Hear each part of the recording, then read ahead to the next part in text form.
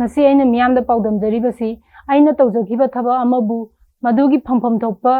mingthondo adumak pibiona haijarubagidamagta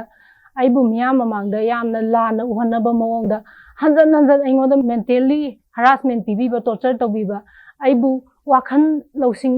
bunamak yana sondaba yaba miyam mamangda ikaiba yaba thabak kayama hanjan tawbirakbase masi ai thamoi sokna nungaitaba pokjai aduga handak thokliba thawdo asi chayena sunate compromise tawba yaba thabak sunate ai isana tawjakiba thabak to madu adumak niyom chumna masagi leijariba rules tugi matungina aina tawjakiba thabak tu aigi phampham thokpado adum pibiona haijabani masida munnabagi wafam su leite munnaba sunate aina tawjaba thabak to aina tawjai madu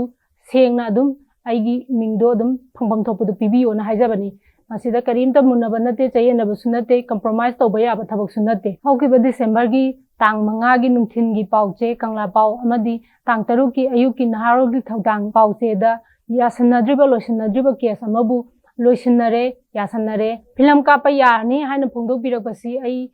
thamoi sokna yajaningde masigi pause kanana hapirakpano editor na soiribra paumina soiribra haibadumasu sengdok pirau hairiba case asi karimta loisanaba laitri pau ama phongbi batarabadi madugi paudugi akupa maron chummi natraga lali habda munna thigat piraba matungda manungi yauriba content adom mayek sengna chumna niyom chumna hapira ko ergadi mayamna lana khanba yabagi tanja su leiraroi aduga paudu achumbane haina su khangani adubu masidi piriba headline duga manungda yauriba content duga su khenare aduga thokliba order duga hapiba pausigasu yana khenaba laikre aina thajakiba case adu hoji pabalo sinaba laitri adu pause sida yawpa matamdadi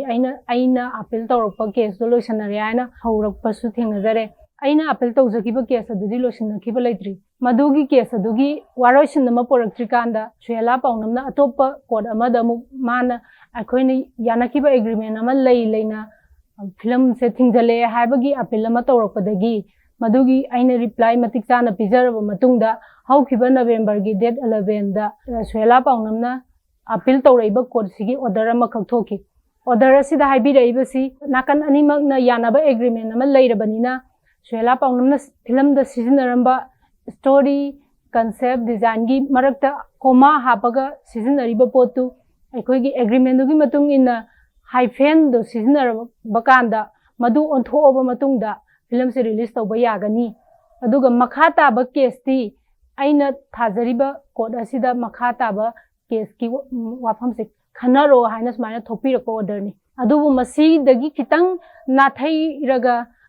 pauche singda yasanakre film ka pa yarani haina phungdo pira ko se masidi aigi laibak thibune thawai akchang yauna su yajaninde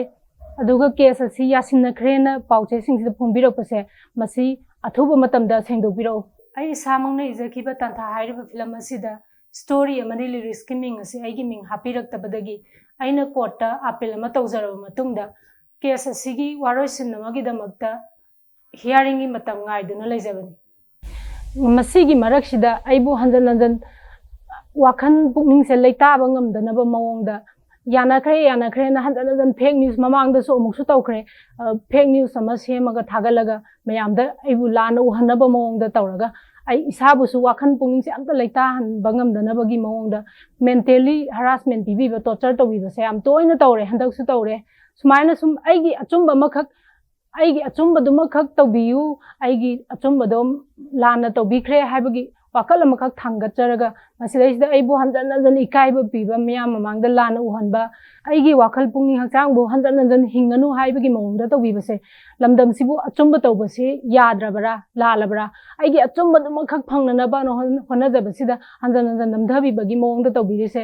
achumba tawbiba achumba puthopinaba mi se kanamta leitrabra aigi achumba makhak puthopiyuna hajabada hoju phawbada aigi achumba se puthopiba ngamdabase ai thamoi sokna nungaijade aina hana dagi hauna tanjaduna lagliba aigi achumba se hek phangdri phawba aigi khongpham amata hanjaroi maraksida aigi thauna hanthananaba aigi wakhal pungningu sonthananaba haiduna makhal makha kayagi aranba mayam ama hanjan hanasu hojisu sandopiriba mayam se masi khudakdagi lepiyo aduga aigi achumba se puthoknaba honabada lebak miyamnasu aibu support tawbiyu